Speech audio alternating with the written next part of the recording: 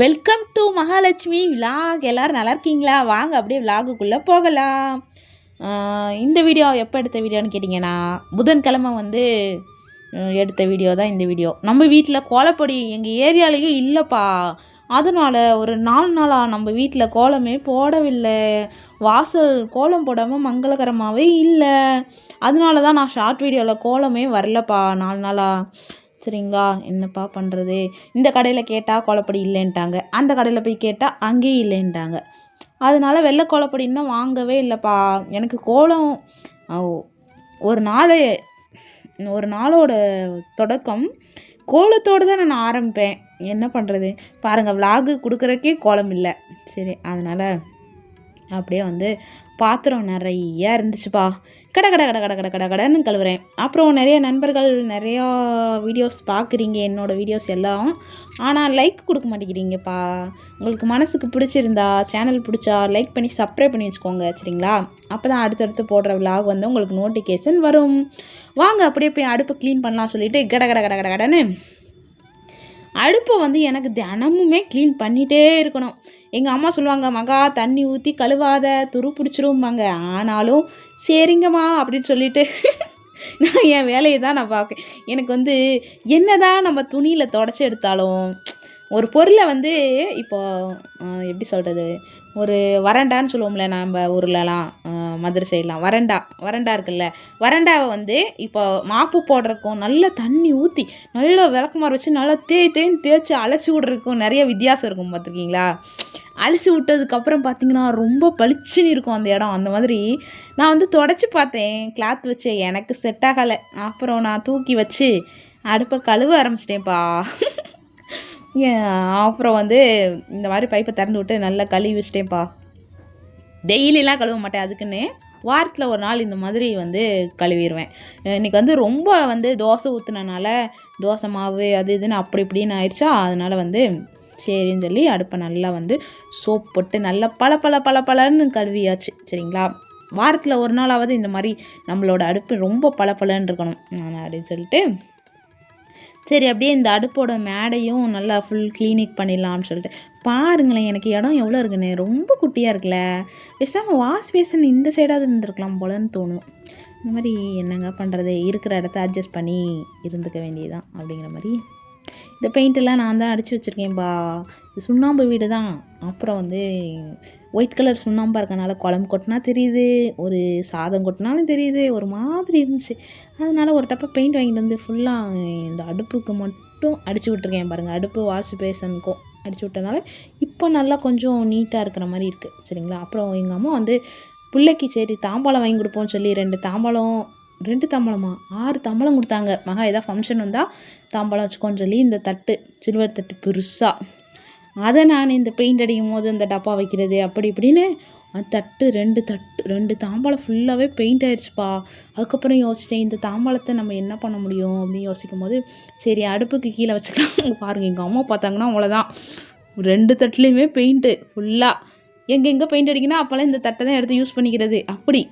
அப்புறம் அதை நான் அடியில் வச்சிட்டேன். அடுப்புக்கு அடியில் வச்சனால நமக்கு சாம்பார் கொட்டினாலும் எல்லாமே அந்த தட்டில் தான் போயிடும். அதனால் பிரச்சனை இல்லைன்னு சொல்லிட்டு, இந்த அடுப்பில் ஒரே ஒரு மைனஸ் பாயிண்ட் என்னன்னு கேட்டிங்கன்னா, இந்த உள்ள ஒரு தட்டு மாதிரி சில்வர் தட்டு கொடுப்பாங்களப்பா, அது மட்டும் இல்லவே இல்லைப்பா. நான் அதை மட்டும் கவனிக்காமல் அடுப்பு வாங்குகிற மகிழ்ச்சியில் அந்த உள்ள ஒரு தட்டு இருக்கா இல்லையான்னு பார்க்குறதே மறந்துட்டு நானே என் தங்கச்சியும் வாங்கிட்டோம். அதனால கொஞ்சம் ஏதாவது சிந்தினாலும் நம்ம நல்லா துடைச்சாதான் கொஞ்சம் நல்லாயிருக்கும். ஆனால் இந்த அடுப்பு இப்போ வாங்க நம்ம போய் பட்டாம்பூச்சி கோலம் போடலாம். என்ன கோலம் போடலான்னு யோசித்தேன். ஆஹா, சூப்பராக இருந்துச்சு பட்டாம்பூச்சி கோலம். சரி, ஒரு பட்டாம்பூச்சி கோலம் அழகாக போட்டுடலாம் அப்படின்னு சொல்லிட்டு, ஒரு பட்டாம்பூச்சி நெஞ்சு கொள்ளை சுற்றுகின்றது அப்படின்னு சொல்லி மனசுக்குள்ளேயே ஒரு பாட்டு பாடிட்டு, எனக்கு அந்த பாட்டு ஃபுல்லாக தெரியும். பாட்டு ஓடிச்சுன்னா ஃபுல்லாக பாடிடும். அது என்னப்பா, எனக்கு ஒரு விஷயம் புரியவே இல்லை. நம்ம ஸ்கூலில் படிக்கிற பாடம் மட்டும் மறந்து போயிடுது, சினிமா பாட்டு மட்டும் மறக்க முடியுது. எத்தனை பேருக்கு இப்படி ஞாபகம் இருக்குன்னு சொல்லுங்கள். ஏதாச்சும் ஒரு சினிமா பாட்டு ஓடுனா அது ஃபுல்லாகவே அதில் வர வரிகள், அதில் வர வசனம் முதற்கொண்டு நமக்கு தெரியுது. இதே நம்ம புக்கில் ஏதாவது கேள்வி கேட்டால் திடீர்னு முழிக்கிறோம். ஓ அப்படின்னு முழிக்கிறோம். அது என்னன்னு தெரியல. எல்லாருக்குமே இந்த மாதிரி இருக்கா? இல்லை எனக்கு மட்டும்தான் அப்படி எனக்கு மட்டும்தான் அப்படி மனப்பாடம் ஆகுதா பாட்டுன்னு தெரியலப்பா. அப்புறம் அங்கே பட்டர்ஃப்ளை வரைஞ்சேன். அழகாக வந்துருந்துச்சு. சரி இந்த பட்டர்ஃப்ளை வரைகிற ரொம்ப ஸ்பீட் பண்ணலான்னு நினச்சேன். சரி அழகாக இருக்குது, இது வந்து எல்லோரும் கொஞ்சம் ஸ்லோ மோஷன்லேயே கொஞ்சம் பார்க்கட்டும்னு சொல்லி ஸ்பீடை கொஞ்சம் கம்மி பண்ணி அப்படி வச்சுருக்கேன். எனக்கு பட்டர்ஃப்ளை வந்து வரைய தெரியும் தான். ஆனால் வந்து அரிசி மாவில் வரையும் போது கொஞ்சம் கையை வந்து பதட்டமாக இருக்குது அப்படிங்கிற மாதிரி இருந்துச்சு. சரி அப்படியே வந்து சரி வரைஞ்சி விடுவோம், எப்படி வருதுன்னு பார்ப்போம் அப்படின்னு சொல்லி வரைஞ்சது தான் இந்த பட்டர்ஃப்ளை. அப்புறம் வரைஞ்சிட்டேன். 3 பட்டர்ஃப்ளை வரைஞ்சிருக்கேன். யாருன்னு கேட்டிங்கன்னா, நான், என் பையன், நான், என் 2 பசங்க அப்படி வச்சுக்கலாம். சரிங்களா? நாங்கள் 3 பேரும் அப்படியே வந்து எப்பயுமே வந்து அப்படியே பட்டாம்பூச்சி மாதிரி சிறகடிச்சு பறப்போம். எப்படி சொல்கிறது, ஒரு சுதந்திரமாக இருப்போம்னு வைங்களேன்.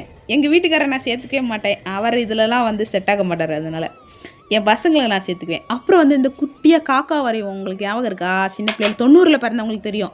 குட்டி காக்கா இப்படி வந்து 6 மாதிரி போட்டு ஒரு காக்கா வரையும்ல. சரி அது மாதிரி குட்டி காக்கா மாதிரி, ஆனால் பட்டர்ஃப்ளை அந்த இதில் அந்த காக்கா மாதிரி இப்படி 6 மாதிரி வரைஞ்சிட்டு அது மேலே ஒரு 2 கொம்பு மாதிரி போட்டேன். அது வந்து குட்டி குட்டி பட்டர்ஃப்ளை. எங்கள் கூட சேர்ந்தோ ஒரு சின்ன சின்ன பட்டர்ஃப்ளைவும் பறக்கிற மாதிரி. ஐயோ லைஃப்லேயே ஃபஸ்ட் டைம் இந்த அடுப்பு வாங்கி 2 வருஷம் ஆச்சுப்பா. ஆனால் பட்டர்ஃப்ளை கோலம் நான் போட்டதே இல்லை. இன்றைக்கி தான் போட்டு இப்படி அழகு பார்க்குறேன். அவ்வளோ அழகாக இருந்துச்சு. அப்புறம் பட்டர்ஃப்ளை கோலம் மட்டும் போட்டால் பார்த்தாது, மஞ்சள் குங்குமம் வைக்கணும். அதுதான் நமக்கு மங்களம் தரும் அப்படி சொல்லிட்டு மஞ்சள் குங்குமம் வச்சாச்சு. வச்சுட்டு அடுப்பை பார்த்தா அவ்வளோ ஒரு அழகு. எனக்கு ரொம்ப ரொம்ப பிடிச்சிருந்துச்சுப்பா. என்னோடய அடுப்பு தானா இது அப்படிங்கிற மாதிரி தோணுச்சு. அது வந்து அந்த அடுப்போட கிளாஸ் வந்து பிளாக் கலரா, அதில் கோலம் போடுறதுக்காண்டியே நாங்கள் இந்த அடுப்பு நானும் என் தங்கச்சியும் வாங்கினோம். அந்த மாதிரி என் தங்கச்சி யூஸ் பண்ணுறாலோ இல்லையோ, ஆனால் நான் அது வந்து எனக்கு வந்து கோலம் டெய்லி நான் போட்டுகிட்டே இருப்பேன். ஏதோ ஒன்று வரைஞ்சிட்டே இருப்பேன், கோலம் போட்டுகிட்டே இருப்பேன். என் தங்கச்சி வந்து எங்கள் அம்மா வந்து சமையல் பண்ணிடுவாங்க. அதனால் வந்து அவளாம் வந்து இந்த இவ்வளோ இன்ட்ரெஸ்ட் எடுத்துலாம் ஆனால் வாங்கும் போது இன்ட்ரெஸ்ட்டாக, மகா நீ அடுப்பு வாங்குறியா, நானும் வாங்குறேன், நானும் கோலம் போடுவேன், அது கோலம் போட்டால் ரொம்ப அழகாக இருக்குன்னு வாயால் தான் இந்த வாயில் வடை சுடுவாங்கள்ல, அந்த மாதிரி வாயில் மட்டும் தான் சொல்லுவாளே தவிர செயலில் எதுவுமே காட்ட மாட்டான். அந்த அடுப்பு வாங்கினதுலேருந்து எங்கள் அம்மா தான் யூஸ் பண்ணுறாங்களே தவிர அவள் ஒரு நாளும் அதில் கோலம் போட்டு நான் பார்த்ததில்லப்பா. ஒவ்வொருத்தவங்களுக்கு அப்படி தான், நம்ம வந்து அப்படி கிடையாது. இங்கே பாருங்கள், என்னமோ சதுரமாக பண்ணிக்கேன்னா எறும்பு சாப்பீஸ் கிழிச்சு வச்சுருக்கேன்ப்பா. எறும்பு குட்டிங்க குடு குடு குடு குடுன்னு ஓடி வந்துடுதுங்க. சின்னதாக ஒரு தோசை ஊற்றம், ஒரு மாவு சிந்தினாலும் எது சிந்தினாலும் எறும்பு கட கட கட கடன்னு, மகா என்ன சிந்திட்டியா, இந்தா வந்துட்டோம், எடுத்துகிட்டு போய் சாப்பிட போகிறோம், குடு குடு ஓடி வந்து சாப்பாடெல்லாம் ஏறிடுறாங்கப்பா. அதனால் சரி மனசு இல்லை தான், ஆனாலும் சரி பரவாயில்ல அப்படி சொல்லிட்டு எலுமிச்சை சாப்பீஸ் அந்த அடுப்பு அளவுக்கு மட்டும் கிழிச்சு வச்சுருக்கேன். சரிங்களா? அப்புறம் வந்து அப்படியே ஒரு உருளி அலங்காரம் பண்ணிக்கிறாங்க. பார்த்தீங்களா, எனக்கு பிடிச்ச ஃபேவரட்டான பவுல். இந்த பவுல் வந்து மூடி இருக்குப்பா. எங்கள் அம்மா வந்து டிஃபன் பாக்ஸ் வச்சுருந்தாங்க. இந்த பவுலு அப்படியே மூடி போட்டு வச்சுருந்தாங்க. எங்கேயாச்சும் பஸ்லலாம் போவாங்க அடிக்கடி கோயிலுக்கு போகும்போது சாப்பாடு எடுத்துகிட்டு போகிறக்காண்டி இந்த டிஃபன் வச்சுருந்தாங்க. நான் பார்த்தோன்னே எனக்கு ரொம்ப நாளாக கண்ணாடி பவுல் வாங்கணும்னு ஆசை, இந்த மாதிரி உருளி வைக்கிறதுக்கு தான். அப்புறம் ஒரு நாள் கேட்டேன், அம்மா எனக்கு அந்த பவுல் வேணுமா அப்படின்னு ஒரே ஒரு வார்த்தை தான் கேட்டேன். சரி மகா எடுத்துகிட்டு போ அப்படின்ட்டாங்க. எனக்கு ரொம்ப மகிழ்ச்சி ஆயிடுச்சு. எனக்கு ரொம்ப நாளாக பித்தளை உருளி என் தங்கச்சி எனக்கு கொடுத்தா. அப்புறம் இந்த கண்ணாடி உருளி பார்க்கும்போது எனக்கு ரொம்ப, நம்ம வந்து இது பவுலாகவும் யூஸ் பண்ணலாம், டிஃபனாகவும் யூஸ் பண்ணலாம், மூடி இருக்குது. ஆனால் நான் வந்து உருளிக்கு தான் வந்து இது வச்சுருக்கேன், பத்திரமா வச்சுருக்கேன். சரி இன்றைக்கி கண்ணாடி பவுல் வச்சு பார்ப்போன்னு பார்த்தா பாருங்கள், அந்த தண்ணீர் கிளியரான கண்ணாடி எப்போயுமே ஒரு மகாலட்சுமி அம்மனுக்கு ரொம்ப பிடிச்ச ஒரு பொருள். சரிங்களா?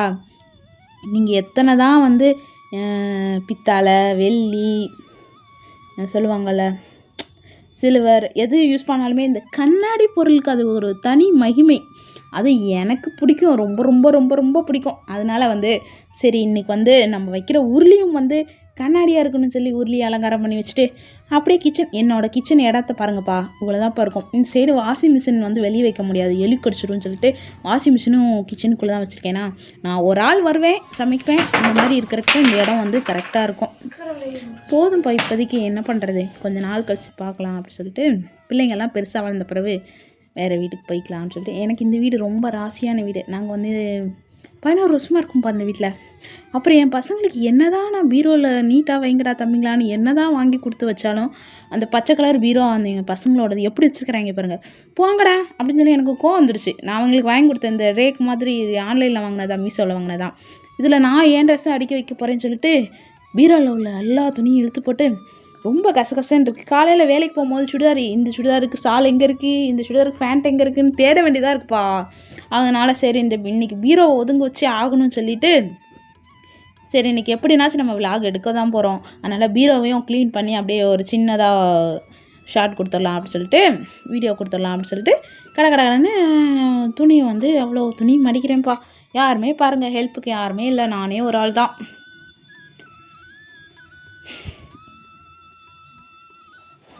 அவ்வளவும் சுடிதார் தான். ஏற்கனவே நிறையா சுடிதார் வந்து நான் வேண்டான்னு சொல்லி கழிச்சாச்சுப்பா. ஒரு 4 ட்ரெஸ். அப்புறம் வந்து இது வந்து டிவி யூனிட் இல்லைப்பா, எனக்கு வந்து குட்டி பீரோ. அப்படி தான் நான் யூஸ் பண்ணிகிட்ருக்கேன், இந்த கபடையும் அந்த கபடையும். அதனால் வந்து எப்படி சொல்கிறது, அதுலேயும் ஒரு ட்ரெஸ் வச்சுருக்கேன், நைட்டிஸ் அந்த மாதிரிலாம் அதில் வச்சுருக்கேன். இதில் வந்து நம்ம ரெகுலராக போடுற சுடிதாரும் புது சுடிதார் வச்சுப்போம்ல, நம்ம வெளியே போனால் ஊருங்களுக்கு போனால் போடுறது அந்த சுடிதாரும். மேலே இருக்கிறது எல்லாம் சாரி, அது என்ன நிலமையில இருக்குன்னு பாருங்கள், எல்லாம் கலைஞ்சி தான் கிடக்குப்பா. ஒவ்வொரு நாளைக்கு ஒவ்வொன்றா பண்ணிக்கலாம், என்ன அவசரம் அப்படிங்கிற மாதிரி எனக்கு தோணும். அப்புறம் பீரோலேயும் நல்லதே நடக்கும்னு எழுதி வச்சுருக்கேன் பாருங்கள். எனக்கு வந்து ஏதோ ஒரு நல்ல ஒரு வார்த்தைகள் கண்ணில் பட்டுகிட்டே இருக்கணும் நான் பார்க்குற இடம்லாம். அதனால் வந்து அதில் அரிசி மாவில் அழகாக எழுதி வச்சுருக்கேன். ஒரு நாள் என்னோடய லாக்கர் டூர் காட்டுறேன் உங்களுக்கு, சரிங்களா? அப்புறம் துணியெல்லாம் மடிச்சிச்சுப்பா. நான் மடித்தது 1 மணி நேரம். நான் ஸ்பீடு பண்ணி உங்களுக்கு காட்டுறதுனால கடன்னு வேலை முடிகிற மாதிரி இருக்குது, சரிங்களா? அப்புறம் வந்து காலையில் தூங்கிட்டு எல்லாம் இப்படி தான் எப்பயும் போல் கிடக்கும், அதை நம்ம தான் வந்து எடுத்து வைக்கணும். அப்படி சொல்லிட்டு இந்த பீரோ அந்த என்னது போர்வை பெட்டு இதெல்லாம் வந்து நீட் பண்ணி வச்சிடலாம் அப்படின்னு சொல்லிட்டு அந்த போர்வையும் எடுத்து வச்சுப்பா. எனக்கு ஒரு ஆசை இருக்குது, ஒரு பெட்டுக்கு ஒரு கவர் வாங்கணும்னு எனக்கு ஒரு ஆசை. என்ன தான் நம்ம தைச்சாலும் ஆன்லைனில் நல்லதாக இப்போ வைக்கிறாங்களே, மாடலாக டிசைனாக ஒன்று வாங்கலான் இருக்கேன்ப்பா. பார்க்கலாம், காசு சேர்த்துச்சு ஒரு 400 ஆனாலும் பரவாயில்ல, ஒரு பெட்டு கவர் வாங்கி அழகாக மாட்டி விடணும். இது கொஞ்சம் இதாகிடுச்சு, பழசாகிடுச்சு. அப்புறம் வந்து டிவி யூனிட்கிட்ட அங்கங்கே எப்பயும் போல் இருக்குமே கசன்னு இந்த புல்லை காடுங்க அப்படி தான் பண்ணுங்க. எனக்கு வந்து இப்போ நான் சொல்லி எனக்கே பழகி போச்சு, இது இப்படி தான் கிடக்கும், அதை நம்ம தான் பண்ணணும் அப்படிங்கிற மைண்ட் செட்டு நானே வந்துட்டேன்.